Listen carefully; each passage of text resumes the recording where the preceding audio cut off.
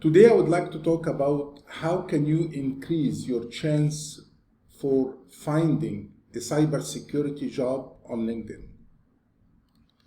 The main point of this video is to let you understand how can you align your skills with any job skills. Because the point is, whenever any company posts a cybersecurity job on LinkedIn or any other jobs, usually a lot of people apply for jobs right away, which means that if you apply later or if you take your time to apply, it seems that you will not have the same chance for people who applied whenever the job was posted. But actually, this is not the case. It's not about the priority of applying. It's mainly about the skills in your job, the skills in your LinkedIn profile. Does it match the skills related to this job or not? So let me show you what I'm talking about. So if I search for example for a cybersecurity specialist job, and I can specify some criteria. For example, I can specify the location, and in this case I will select, for example, first I will select job, and then I can specify some criteria of searching. So for example, I can search here the jobs in United States or United Arab Emirates or Saudi Arabia or any place. And from here I can select some additional filter. For example, I can select the jobs that is fully remotely or hybrid or physical. So I can, from the remote here, select what kind of job. Should it be a remote job or should it be hybrid or on-site? So for example, I will select a remote job. And then I can select the posted date. I mean, because if you kept it open, it will get you the jobs since long time. But I can select, for example, from here. Let me go to posted here, and I can select, for example, the last or the past week. Okay. And according to that, I will get to see the amount of jobs related to this job position in this country with this specification. I can, select more filter, like, is it a senior job? Is it a junior job? I can select more and more, but I will prefer to keep it this way, to be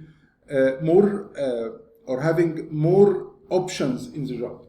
Now, when you select any of those jobs, and you can find some big entities like Microsoft, like small and medium and so on. But let's take one of those jobs, okay? So if you select this one, for example, you will get to see the detail of the jobs on the right side, as you can see. Now, the first thing I can see, keeping in mind that this job were not posted long time back, it was posted few days back, 3 days back. And this is not Microsoft, it's a small organization that has less than 50 employees. However, over 100 people applied. Okay, does it mean I should not apply now because I missed my chance? Whoever applies the first day has a chance? No, it's not like that. If you scroll down, you will get to see the job details, and below there, scrolling down, you will see the skills.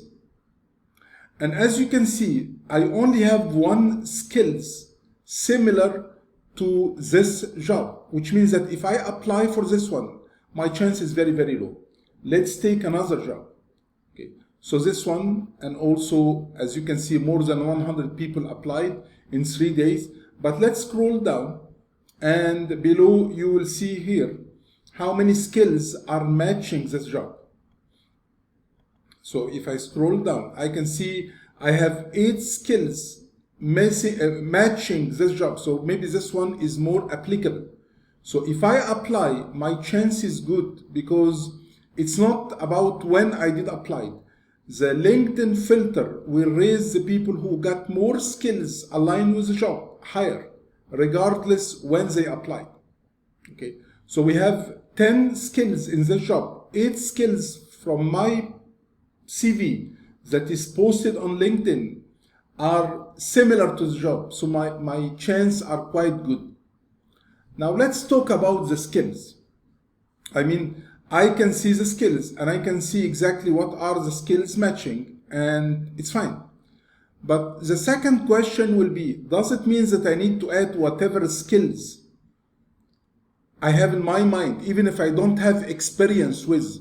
So I'll be having a good chance to find more cybersecurity jobs? To be honest, it shouldn't be like that. I mean, you should not just write skills that you are not aware of or you know about it theoretically. You just know risk management, you saw a couple of YouTube videos, or you take one of the online courses, so you will write that I know risk management. Or you know about penetration testing or network security or SIM solutions, because those are the kind of skills. So I should not add skills to my job profile that I don't really have the hands-on experience. Because if you get an interview, it will not work, because people will not ask you to define or to explain. You need to demonstrate that physically. You need to explain what tool did you use. You need to explain what kind of challenge did you face. If you're going to be working in the, for example, penetration testing, what kind of project you did, what kind of vulnerability you found, are you familiar with exploitation? So my second point in this video is, how can you gain those skills practically? Okay. Is it through online courses? Yes, I believe online courses it's important, but it's not enough. I mean, you have to get some online courses or physical courses to understand those skills, but you need to have some hands-on. So how can we practice skills to increase the list of skills in our LinkedIn profile that will give us a very good opportunity to find jobs on LinkedIn, and our skills will be matching the cybersecurity, the different cybersecurity jobs that I'm looking for and I wanted to apply for. So the best way for doing that is to practice through real labs and real environment. I need someone to give you or to give me access to some labs so I can practice attacks. I can practice defense. I can practice cybersecurity solution. Those labs or those environments are not easy to find. And this is why we decided in InfoSec to provide a lab environment that will allow you to practice those skills. So whenever you're going to write skills in your LinkedIn profile, you really have the experience related to these skills. So let me jump to our lab platform and to show you how exactly the lab platform are working in InfoSec for TC. So before showing you the lab platform and how it works, I just want to show you what are the labs available on InfoSec for TC platform. So we do have plat in different security domains. For example, we have lab related to network security, where you're going to practice different kind of attack. And practice mean you will have a guide that show you how this attack is implemented, and then you're going to do the attack yourself and make sure it gets successful, but in a controlled environment. It's not in a open environment, in a controlled environment, and you have someone to evaluate the labs and help you if any help is needed. We have web application lab, where we will test the web attacks, different kind of web attacks, traditional web attack and recent web attack. And we also have a section in those lab where you're going to practice how to secure web application. So we do not let you practice only the attacks in a guided way. We don't give you the lab and let you figure it out. But we have a scenario, as we're going to see in a few minutes, that will explain the lab.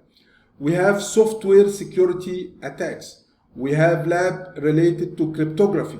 It's one of the very important topics that you need to understand about it and learn about it. We have lab related to vulnerability and exploitation, which is kind of an advanced lab. And you have to go through those labs in the same order. You have to finish first the network security and attacks lab, and then move to the web application, software lab, vulnerability, and then scrolling down, you will find some advanced labs that depend on those labs. For example, we have the red team lab, we have the blue team lab. So we will get more and more advanced in what we are doing, but you have to go in the same sequence when it comes to practicing the lab. You don't take them randomly. You have to go through lab by lab. How the lab look like? It's quite simple. So if you go to our InfoSec for TC lab platform, you will find all the labs, and then you have to go in the same sequence. And when you open, for example, the network lab, you will get to see how many labs we have in this category. So we have the basics network attack labs, we have some of the advanced attack labs, and each one of those labs are very self-explained. So let me show you, for example, how you practice the lab. So when you open any of those labs, you will have a brief scenario, and then you can launch the lab. So it's not like any traditional lab. It's a guided lab, which means that when you open the lab, you're going to have a machine, a fully functional machine where you can start any application on this machine or do any activity. And on the right side, you will have a step-by-step guide on how to perform the attack. So you have someone to guide you on how to do that, and you have a fully functional machine pre-configured to be able to establish the attack and check if this is if the attack will work successfully or not. So this is how you can practice any of the skills in a proper way that will let you not just to write it down in your CV or LinkedIn. I'm mainly talking about LinkedIn today. Not only to write it down in LinkedIn, but you really are or you already have the experience related to this lab. You already, when you write that you are, or you got this specific skills, it's a fact, which means that if you attend any interview, we can talk about that because you practice that, you know how it's done. If you face any problem, you're going to try to solve the problem. And it's not only the attacks. I mean, the labs has two different categories. They have the attacks, which you need to practice, even if you will not work as a penetration tester, and you're going to be working in the blue team, or you're going to be working in the governance, or you're going to be working as a specialist. You still need to understand the different kind of attacks to be able to implement the control in a proper way. So by doing this activity step by step and following the lab plan, then you can update your LinkedIn profile with the skills that you gained realistically, and this will fix the problem related to the hands-on. I mean, you do have the knowledge, but you need to have the hands-on. Once you complete all the labs, then you will receive the lab certificates that show that you went through all those topics or all those security domains and you completed them. And now, certificate is important, but getting to practice is more important. So you will get the certificate once you complete all the labs in a proper way. And then you can update your LinkedIn profile with the proper skills. And having more skills added mean having more jobs aligned with your skills, and accordingly your chance of finding a job will be higher.